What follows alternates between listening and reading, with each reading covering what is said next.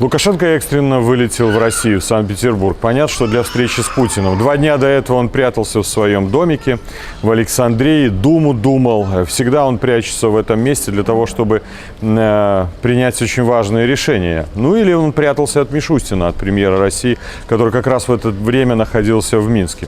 Действительно, сейчас решаются, как мне кажется, очень важные вопросы, которые повлияют на будущее Беларуси и, возможно, на будущее Европы.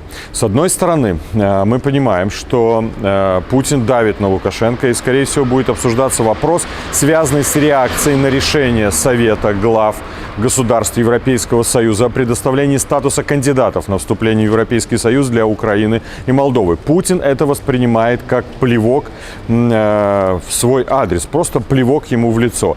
Тогда, когда народы сами решают, где они хотят жить, какие государства строить, для Путина это личная обида. Оставим это за скобками. Второе.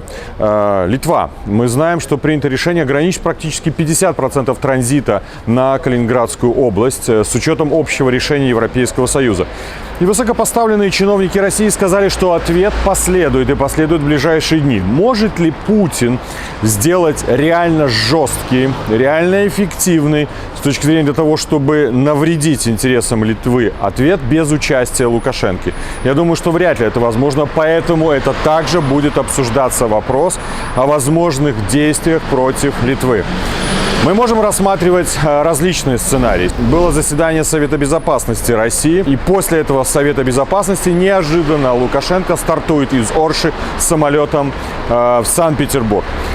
Какие могут быть варианты? С одной стороны, это может быть экономическое давление, прекращение всех возможностей экономического сотрудничества с Литвой. Может быть решение вопроса о нападении на Украину по земле. В меньшей степени это вероятно, потому что все-таки недостаточно потенциала у белорусских вооруженных сил, чтобы осуществить это. Если только не произойдет высадка десанта или какое-то оперативное перемещение вооруженных сил Российской Федерации.